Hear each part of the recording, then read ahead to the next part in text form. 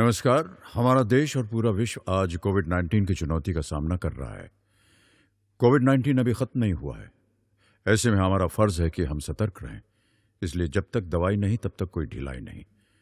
Corona से बचाव के लिए जरूरी है नियमित रूप से हाथ धोना, मास्क पहनना और आपस में उचित दूरी बनाए रखना। याद रखिए, 2 गज दूरी मास्क है जरूरी। खांसी, बुखार या सांस लेने में कठिनाई होने पर हेल्पलाइन नंबर 1075 पर संपर्क करें। डियर स्टूडेंट्स, क्लास 12th, आज हम 12th फिजिक्स के चैप्टर 12 में, अध्याय 12 में परमाणु के अंतर्गत बोर के परमाणु मॉडल का अध्ययन करेंगे और इसमें कुछ डेरिवेशंस करेंगे। देखिए, आपने इस चैप्टर में सबसे पहले थॉमसन के परमाणु मॉडल को पढ़ा और उसके बाद रदरफोर्ड के परमाणु मॉडल को पढ़ा। इसके बाद बोर ने अपना परमाणु मॉडल दिया।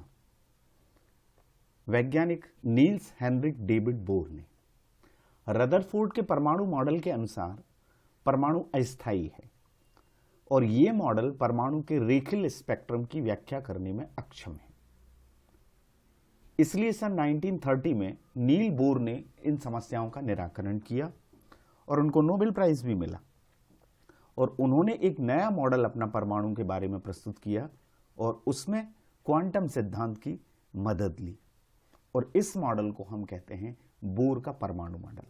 तो आपसे एक प्रश्न पूछा जाता है कि बोर के परमाणु मॉडल के मुख्य अभिग्रहित जो अभिकल्पनाएं उनने की, जो अभिधारणाएं प्रस्तुत की, वो पूछी जाती हैं। तो वो कौन कौन सी कॉन्सेप्ट थी, कौन कौन से पोस्टुलेट्स थे, वो हम देख लेते हैं। सबसे पहली बात जो बोर ने कही वो ये कही कि परमाणु का सारा द्रव्यमान, समस्त द्रव्यमान और पूरा धनावेश उसके नाभिक पर केंद्रित रहता है। परमाणु का नाभिक होता है जिसमें धनावेशित कण प्रोटॉन होते हैं। तो बोर ने ये पोस्टुलेट पहला दिया। 3 एनसीईआरटी की बुक में 3 पोस्टुलेट हैं, लेकिन हम उनको स्प्लिट करके समझेंगे। तो पहला पोस्टुलेट क्या है, पहला अभिग्रहित क्या है? परमाणु का समस्त द्रव्यमान उसके और धनावेश उसके नाभिक पर केंद्रित रहता है। दूसरा, इलेक्ट्रॉनों और नाभिक के धनावेशों के बीच लगने वाला आकर्षण बल। नाभिक में धनावेश है और उसके चारों ओर इलेक्ट्रॉन रिवॉल्व करते हैं। इनके बीच में जो आकर्षण बल लगता है उसके इलेक्ट्रॉनों के लिए वृत्तीय गति के लिए आवश्यक अभिकेंद्रीय बल प्रदान करता है। जो स्थिर विद्युत बल लगेगा वो सर्कुलर मोशन के लिए अभिकेंद्रीय बल प्रदान करेगा। आपने 11th में पढ़ा है, जब कोई भी कण वृत्ताकार पथ पर गति करता है तो उसको अभिकेंद्रीय बल की आवश्यकता होती है। तो बोर ने अपने अभिग्रहित में ये कहा कि जब इलेक्ट्रॉन वृत्तीय गति करते हैं तो उनके लिए आवश्यक जो अभिकेंद्रीय बल है वो नाभिक के धनावेशों और इलेक्ट्रॉन के बीच में लगने वाले आकर्षण बल के कारण मिलता है। तीसरा पॉइंट ये है कि इलेक्ट्रॉन नाभिक के चारों ओर सभी संभव कक्षाओं में नहीं घूमते। जो रदरफोर्ड ने कहा था, सभी संभव कक्षाओं में नहीं घूमते, अपितु कुछ विशिष्ट कक्षाओं में, विशिष्ट ऑर्बिट्स में घूमते हैं और इन कक्षाओं को कहते हैं स्थायी कक्षा। स्थायी कक्षा अब क्या है? स्थायी कक्षा बोर के अनुसार वह कक्षा है जिसमें किसी इलेक्ट्रॉन का कोणीय संवेग h/2π का पूर्ण गुणज होता है। इसको आपको विशेष रूप से ध्यान रखना है। आगे आने वाले डेरिवेशंस में हम इसका यूज करेंगे। स्थायी कक्षा वह कक्षा जिसमें किसी इलेक्ट्रॉन का कोणीय संवेग h/2π का पूर्ण गुणज होता है और h क्या है? प्लांक कांस्टेंट है। ये क्वांटम थ्योरी की उसने मदद से ये बोर मॉडल प्रस्तुत किया था। h की वैल्यू क्या होती है? विकिरण की द्वैतीय प्रकृति में आपने इसे पढ़ा है 6.63 × 10⁻34 जूल इंटू सेकेंड। इसी पॉइंट को हम फिर से देखते हैं। क्या है वो? स्थायी कक्षा वह कक्षा है, यदि आपसे 1 नंबर में पूछा जाए स्थायी कक्षा क्या है, तो स्थायी कक्षा वह कक्षा है जिसमें इलेक्ट्रॉन का कोणीय संवेग h/2π का पूर्ण गुणज होता है। इसका मतलब हम ये कह सकते हैं, पूर्ण गुणज जैसे क्वांटीकरण आपने फर्स्ट चैप्टर में पढ़ा है, Q ± ne, n जहां 1 2 3 नंबर होता है, तो हम ये कह सकते हैं कि कोणीय संवेग जो L होता है वो क्वांटित होता है। तो L की वैल्यू क्या हो जाएगी? पूर्ण गुणज होगा h/2π का कोणीय संवेग को हम L से शो करते हैं, तो L = NH/2π।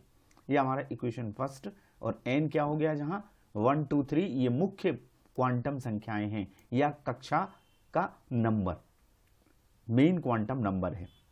और ये जो इक्वेशन 1 है L इजिकल टू NH/2π, इसको क्या कहते हैं, बोर का क्वांटम प्रतिबंध। ठीक है। नेक्स्ट पांचवा, जब इलेक्ट्रॉन उच्च ऊर्जा वाली स्थायी कक्षा से निम्न ऊर्जा वाली स्थायी कक्षा में संक्रमण करता है, जाता है, तो वो एक फोटान उत्सर्जित करता है और उस फोटान की ऊर्जा hν होती है। पिछले द्रव्य की द्वैती विकिरण की द्वैती प्रकृति वाले चैप्टर में आपने फोटान थ्योरी को समझा है, वही क्वांटम थ्योरी है।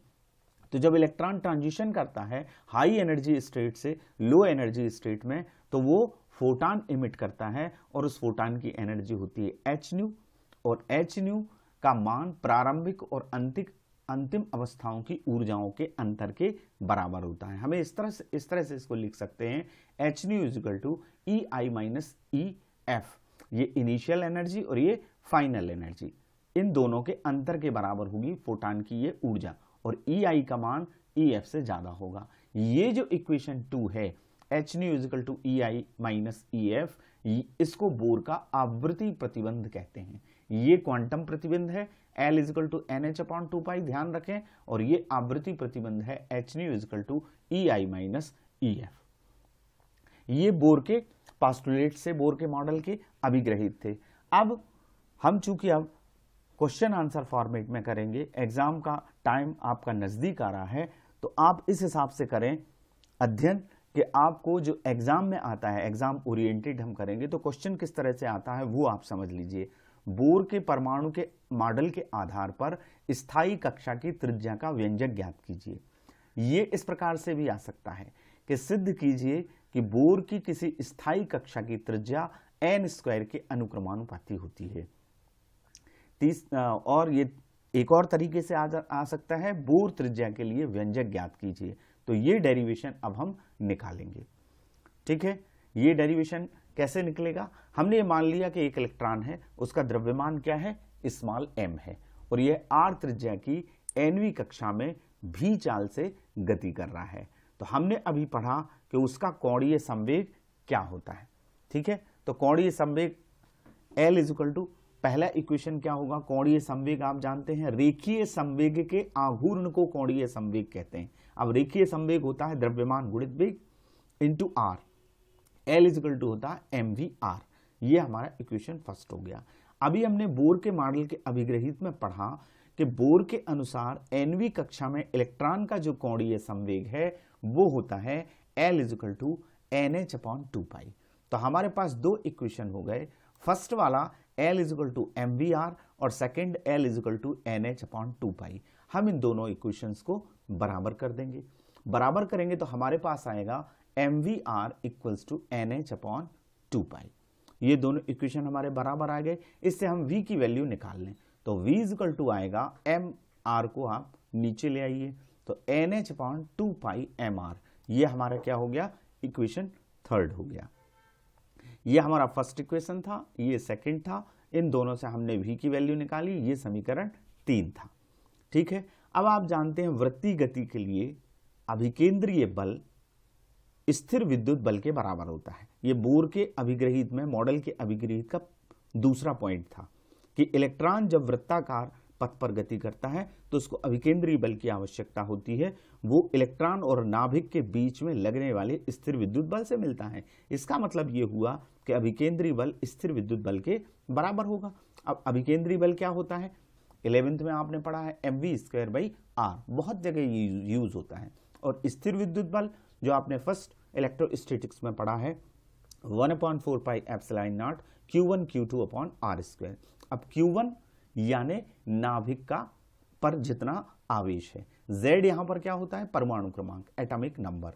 ठीक है, e इलेक्ट्रॉन पर चार्ज हो गया, और ये e एक इलेक्ट्रॉन घूम रहा है तो इलेक्ट्रॉन पर चार्ज हो गया। तो पहला आवेश q1 की वैल्यू क्या हुई, Ze, ये नाभिक का द्रव्यमान है, z उसका परमाणु क्रमांक है। ठीक है, और इंटू e, तो ये आ गया। अब इससे mv² हमको निकालना है, तो हम क्या करेंगे, इस r का पक्षांतर कर देंगे, ये r हमारा यहां आ जाएगा। तो ये इक्वेशन हो जाएगा mv² equals to r into 1/4πε0 ZE into E upon R square. अब हम क्या कर सकते हैं, इस r से हम एक r को कैंसिल कर देंगे, ये वाला r है, इस आर स्क्वायर लिखा हुआ है तो एक r अपॉन में हमारा बचेगा। तो हमारे पास इक्वेशन 4 आएगा mv square equals to 1/4 pi epsilon 0 ZE into E upon R. अब देखिए इक्वेशन फर्स्ट में हमने v की वैल्यू, इक्वेशन थर्ड में हमने v की वैल्यू निकाली हुई है। यहाँ mv स्क्वायर आपको दिख रहा है, mv स्क्वायर के v में v की जगह हमने रखा nh अपॉन 2 पाई mr और ऊपर स्क्वायर लगा है तो स्क्वायर लगा लिया। ठीक है, आगे चलते हैं, इसको हम सॉल्व कर लेते हैं। m, इसको खोलेंगे स्क्वायर को तो यहाँ आएगा n स्क्वायर, h स्क्वायर, इस 2 पाई का स्क्वायर होगा तो 4 पाई स्क्वायर m स्क्वायर और ये r का स्क्वायर r स्क्वायर, ये इतना आ गया। इस तरफ यही रहेगा 1/4 पाई एप्सिलॉन ZE का e में इंटू हुआ तो ZE स्क्वायर अपॉन i। अब क्या होगा, ये एक m है, इससे m स्क्वायर का एक m कैंसिल होगा तो कोई परिवर्तन नहीं है। यहां पर 4 पाई एप्सिलॉन 0 और यहां r स्क्वायर लिखा हुआ है, ये जो r है वो यहां आ गया n स्क्वायर h स्क्वायर, ये r को हम यहां ले आए, ये क्रॉस मल्टीप्लीकेशन कर दिया 4 पाई स्क्वायर mr स्क्वायर। ठीक है, अब ये जो इक्वेशन है, पूरा इक्वेशन हमें त्रिज्या निकालनी है तो हमने इस इक्वेशन को पलट दिया। इस इक्वेशन को जब हमने ऊपर किया तो ये संख्याएं भी पलट जाएंगी। तो ऊपर आ गया 4 pi square mr square n square h square r, 4 pi epsilon not ऊपर गया, ZE स्क्वायर नीचे आ गया। अब क्या होगा, r हमको निकालना है तो हमने क्या किया, इस r से इस r स्क्वायर के एक r को तो काट दिया, पक्षांतर कर दिया तो n स्क्वायर h स्क्वायर ऊपर चला गया और ये 4 पाई स्क्वायर m नीचे आ गया, ZE स्क्वायर यहाँ है तो हमारे पास आ गया 4 pi epsilon 0 n square h square, ये यहाँ से गया 4 pi square m ZE square. ठीक है, अब हम इसको सॉल्व करते हैं, सॉल्व करेंगे तो हमारे पास आएगा r equals to epsilon 0 n square h square pi m ZE square. कैसे आया, देखिए ये 4 पाई से ये 4 कैंसिल होगा और ये पाई में से एक पाई बचेगा तो ये पाई बचा है नीचे, ये देखिए ऊपर बचेगा epsilon 0 n square h square, नीचे बचेगा पाई m ZE स्क्वायर। ये त्रिज्या का फार्मूला है। इसका मतलब ये हुआ कि r जो है स्थायी कक्षा की त्रिज्या n स्क्वायर के समानुपाती होती है। ये सिद्ध हो गया और ये फार्मूला भी आ गया। हम ये कह सकते हैं कि इस प्रकार किसी स्थायी कक्षा की त्रिज्या मुख्य क्वांटम संख्या n क्या है, मुख्य क्वांटम संख्या है, कक्षा का नंबर है k l m, ये क्वांटम नंबर होते हैं, मेन क्वांटम नंबर n के वर्ग के अनुक्रमानुपाती होती है। प्रश्न किसी भी तरीके से आए, आपसे स्थायी कक्षा की त्रिज्या का सूत्र निकलवाया गया है तो ये आएगा। हाइड्रोजन परमाणु के लिए परमाणु क्रमांक Z इक्वल टू 1 होता है तो हम इसको लिख सकते हैं epsilon 0 n square h square pi m e square, Z की वैल्यू 1 आ जाएगी। नेक्स्ट, अब हमारे पास बोर त्रिज्या का यदि हमें कैलकुलेशन करना है, कैलकुलेशन करने के लिए कहा गया, गणना करने के लिए कहा है कि बोर त्रिज्या की वैल्यू कितनी होती है, तो हम इन सबके इसमें मान रख देंगे।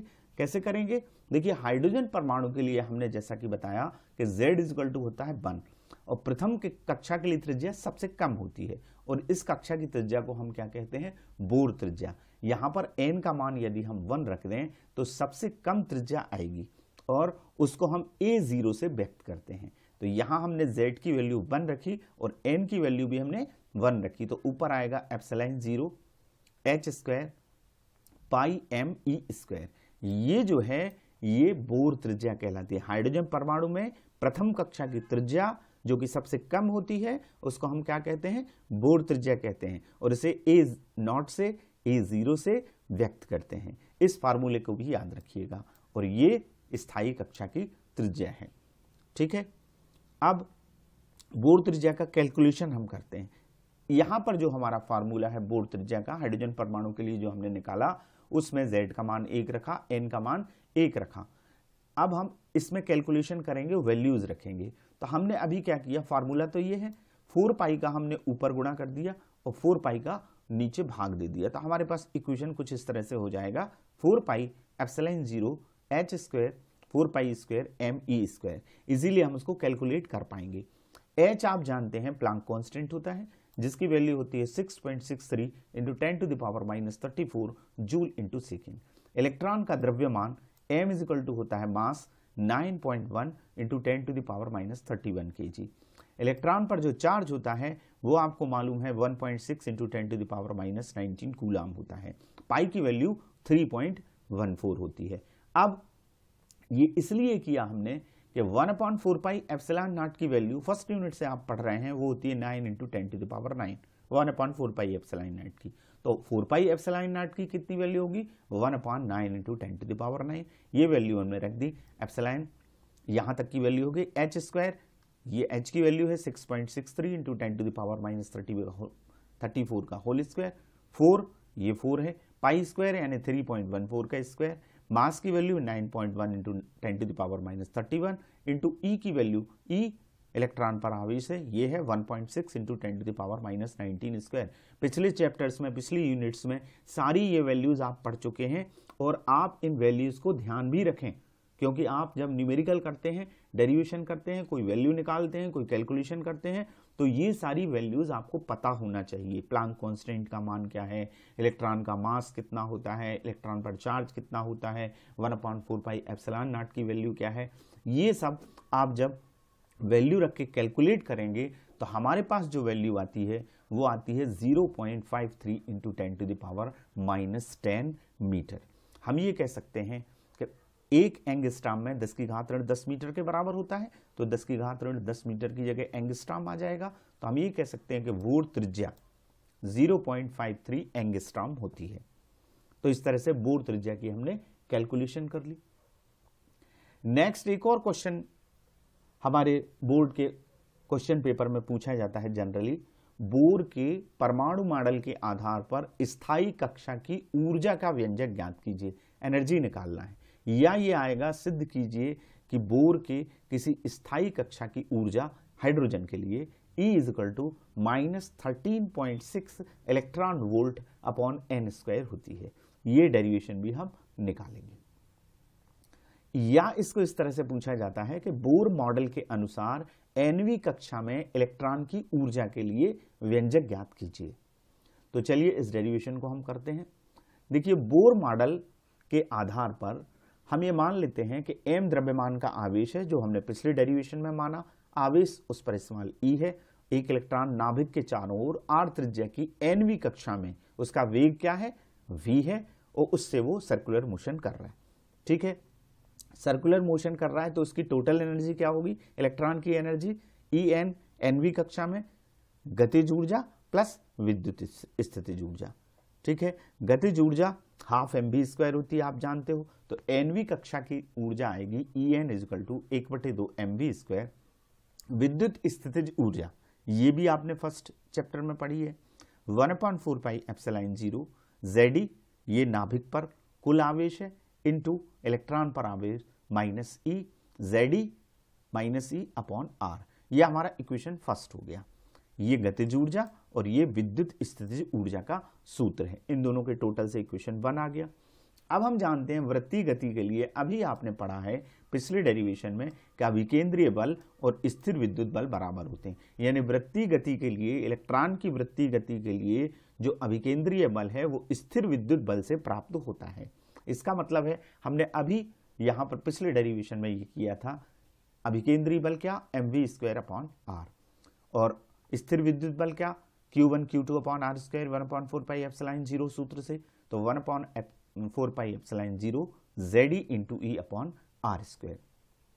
इससे हम क्या करेंगे, mv² की वैल्यू निकाल लेंगे। उसके लिए क्या करना पड़ेगा, r का यहाँ त्रियक गुणा करना पड़ेगा। r का हमने गुणा कर दिया, ये r हमारा क्या आ गया, ऊपर आ गया। तो अब mv² अपॉन 2 कर दिया, हाफ mv² की वैल्यू निकालना है, 2 का भाग दे दिया। r से ये r कैंसिल हुआ, यहाँ केवल r बचेगा, लेकिन हमने 2 का यहाँ भाग दिया है तो 2 का हमें यहाँ भाग देना पड़ेगा। तो ये आ जाएगा 1/4 pi epsilon 0 Zd into E upon 2r। ये हमारा इक्वेशन 2 है। यानी हमने हाफ mv² की वैल्यू निकाल ली इक्वेशन 2 में। अब आप इक्वेशन फर्स्ट को देख रहे होंगे, हाफ mv² है यहाँ पर गतिज ऊर्जा, तो ये वैल्यू पूरी 1/4 pi epsilon 0 Zd into E upon 2r, यहाँ हम इस वैल्यू को रख देंगे। ठीक है, इस इक्वेशन में रख देंगे फर्स्ट में, तो हमारे पास आ जाएगा E N equals to 1/4πε0 ZE into E upon 2r, ये value plus 1/4πε0 into ZE into minus E by R. ठीक है, नेक्स्ट हम आगे चलते हैं। ये हमारे पास आया जब हमने गतिज ऊर्जा की वैल्यू निकाल के समीकरण 2 से समीकरण 1 में रखी। अब हमने क्या किया, यहां इंटू कर लिया, z की वैल्यू हमने 1 रख दी। हम हाइड्रोजन के लिए बात कर रहे हैं, तो z की वैल्यू क्या हो जाएगी, 1 हो जाएगी। ऊपर e इंटू ई स्क्वायर आ गया, ये 4 इंटू 2 8 हो गया, पाई एप्सिलॉन 0 r, और ये माइनस है, यहाँ z की वैल्यू 1 है तो E square upon 4 pi epsilon 0 r। अब आप क्या करेंगे, ये 1 के z के लिए परमाणु क्रमांक 1 है तो z की वैल्यू तो 1 होगी। अब इससे क्या आ गया, माइनस आ गया। इसको आप सॉल्व करेंगे तो क्या करेंगे, एलसीएम लेंगे, या आप कॉमन निकाल लें, इसको एलसीएम लेंगे तो 8 pi epsilon naught R LCM आएगा, लघुत्तम आएगा। यहां इससे भाग देंगे तो ई स्क्वायर, और यहां आएगा -2e स्क्वायर, तो -2e स्क्वायर में से ई स्क्वायर घटेगा तो माइनस ई स्क्वायर, और एलसीएम इन दोनों का क्या आया, 8 पाई एप्सिलॉन नॉट आर।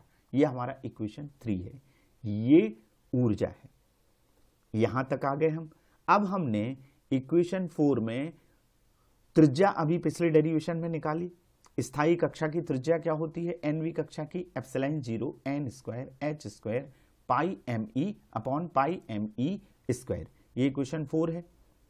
अब यहां r की वैल्यू हम रखेंगे, 1 अपॉन r है, ये r की वैल्यू ये है, तो इसको पलटा के हमने इसकी वैल्यू रख दी, तो यहां पाई एम ई स्क्वायर ऊपर आएगा, E square N square H square नीचे, ये पलट के लिखाएगा इक्वेशन 4। अब इसको हम सॉल्व करते हैं तो क्या आता है, ये आएगा ई स्क्वायर का ई स्क्वायर में मल्टीप्लाई हुआ तो ई की पावर 4 हो जाएगी, एम ये पाई से हम एक पाई को इस पाई को कैंसिल कर देंगे, 8 एप्सिलॉन 0 का स्क्वायर एप्सिलॉन नॉट, और एप्सिलॉन नॉट का इंटू हुआ तो epsilon naught square N square H square, ये हमारी ई एन की वैल्यू यहां तक आई। ये कुल ऊर्जा होती है। हमें प्रूफ करना है -13.6। अब हमें इसमें वैल्यू रखना पड़ेगी। एच की वैल्यू क्या होती है, प्लांक कांस्टेंट की 6.63 into 10 to the power -34 joule into second. Electron का द्रव्यमान 9.1 into 10 to the power -31 kg। E electron पर charge 1.6 into 10 to the power -19 coulomb. ये मैंने आपसे कहा था, ये सारी वैल्यूज आपको ध्यान रखना है। आप इसमें वैल्यू रखेंगे, इस पूरे समीकरण में m की वैल्यू रखें इतनी, e की वैल्यू रखें 1.6 इंटू 10 टू द पावर -19 और 4 पावर लगाएं, और इस पूरे को सॉल्व करें तो यहां पर आता है -2.18 into 10 to the power -18 upon n square, ये n स्क्वायर नीचे है, जूल। ठीक है, अब 1 जूल होता है 1.6 into 10 to the power -19 electron volt के बराबर।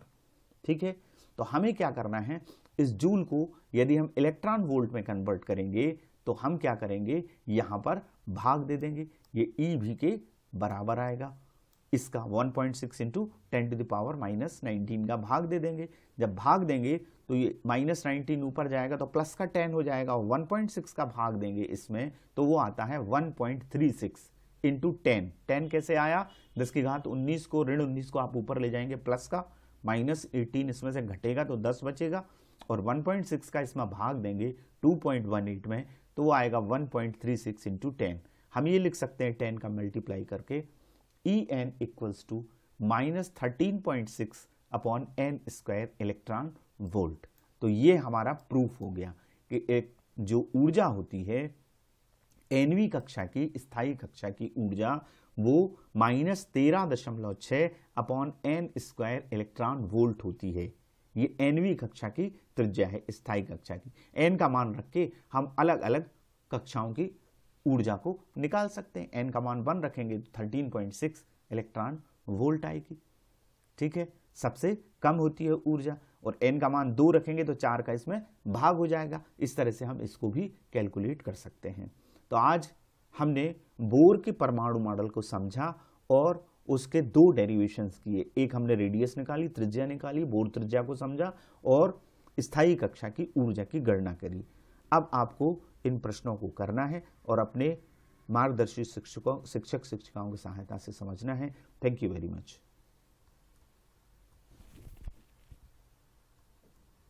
किशोरावस्था संबंधित समस्याओं के परामर्श हेतु समर्पित उमंग किशोर हेल्पलाइन के टोल फ्री नंबर 144225 पर संपर्क करें।